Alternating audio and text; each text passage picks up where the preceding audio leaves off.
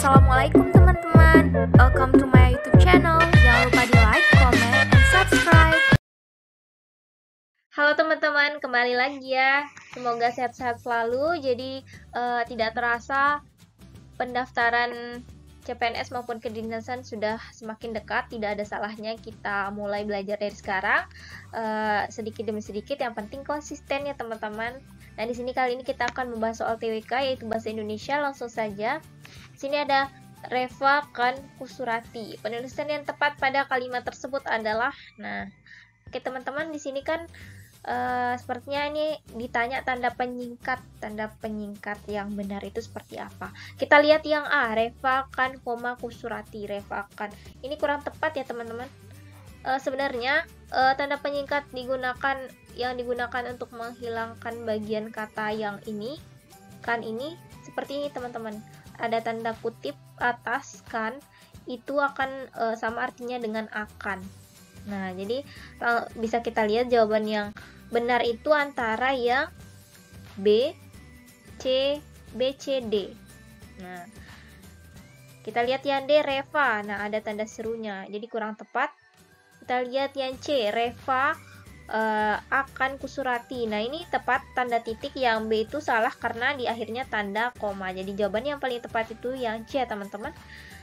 Oke, semoga dipahami. Next, soal selanjutnya ada nasionalisme.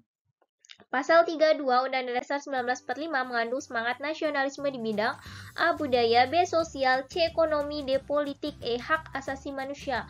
Kita lihat kembali pasal 32. Pasal 32 ayat 1 itu apa sih bunyinya teman-teman? Jadi bunyinya itu adalah negara memajukan kebudayaan nasional Indonesia di tengah peradaban dunia dengan menjamin kebebasan masyarakat dalam memelihara dan mengembangkan nilai-nilai budayanya. Jadi jelas ya teman-teman, jawaban yang paling tepat itu adalah yang A. Oke, next soal selanjutnya yaitu ada pilar negara Pancasila. Nah, wow, lumayan panjang ya. Jadi kalau kalian melihat soal seperti ini, usahakan baca langsung ke pertanyaannya. Jadi untuk agar waktunya itu tidak sia-sia ya teman-teman, langsung saja kita ke pertanyaannya, yaitu batik merupakan salah satu simbol karakteristik dari Indonesia, maka memakai busana batik adalah kebanggaan sendiri bagi masyarakatnya. Hal ini selaras dengan pengamalan Pancasila sila keberapa. Nah, langsung kita udah tahu poin yang intinya dicari itu apa tanpa kita baca dari awal. Ini lumayan menghabiskan waktu ya, sekitar kurang lebih 2 menit sepertinya. Nah, di sini sila keberapa teman-teman menurut teman-teman? Benar sekali ya, sila ketiga.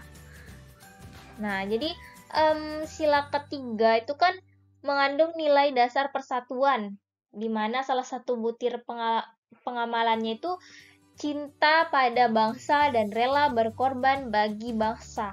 Nah, rasa cinta kepada bangsa ini bisa diwujudkan dengan berbagai macam aktivitas. Salah satunya adalah menggunakan batik. Jadi batik sendiri ini salah satu kebudayaan nasional bangsa Indonesia yang wajib kita lestarikan. Oke, soal selanjutnya itu ada integritas. Ada 9 nilai integritas dalam anti korupsi yang terbagi dalam 3 aspek, yaitu A. Inti, sikap, dan etos kerja, B. Personal, perilaku, dan norma, C. Kepribadian, agama, dan etos kerja, D. Nilai, norma, dan kepribadian, E. Inti, personal, dan sikap. Kalian bisa pause dulu ya videonya teman-teman. Langsung saja di sini kita ke pembahasannya. Jadi ada 9 nilai integritas dalam anti korupsi yang terbagi dalam 3 aspek. Kira-kira jawaban yang tepat tuh bagian mana teman-teman? Yang A ya, inti, sikap, dan etos kerja. Di mana inti, jadi nilai integritas inti itu terdiri apa? Terdiri dari jujur, bertanggung jawab, dan disiplin. Kemudian kalau sikap, nilai integritas sikap itu berani, peduli, dan adil. Kemudian etos kerja, nilai integritas etos kerja sendiri yaitu mandiri, kerja keras, dan sederhana. Jadi pas ya 9. Oke, kita ke soal selanjutnya yaitu ada bela negara. Nah, di sini juga lumayan panjang ya teman-teman soalnya.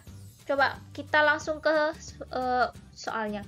Berikut ini yang bukan merupakan manfaat dari bela negara. Nah, kita udah tahu intinya. Jadi mungkin kalau udah tahu langsung saja kita ke opsinya. A. Membentuk jiwa kebersamaan dan solidaritas antar sesama rekan perseperjuangan. B. Menambah rasa kecintaan pada bangsa dan patriotisme sesuai dengan kemampuan diri. C. Melatih jiwa leadership dalam memimpin diri sendiri maupun kelompok. D. Melatih mental dan karakter individu yang hedonis. E. Membentuk perilaku jujur, tegas, adil, tepat, dan kepedulian antar sesama. Nah, kalian sudah tahu tentu ya jawabannya mana? Ya, yang D ya, teman-teman, melatih mental dan karakter individu yang hedonis. Ini ada kata hedon. Kan pertanyaannya itu yang berikut ini yang bukan. Hedonis itu apa sih? Hedonis itu kayak sikap kesenangan gitu. Gaya hidup yang berfokus mencari kesenangan dan kepuasan tanpa batas. Jadi jelas ya teman-teman, jawabannya D.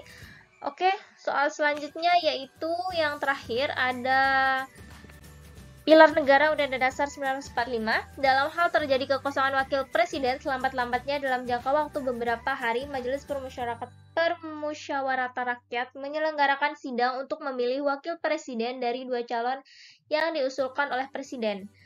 Nah, di sini pertanyaannya itu ada berapa hari sih MPR itu menyelenggarakan sidang untuk memilih wakil presiden dari 2 calon yang diusulkan oleh presiden.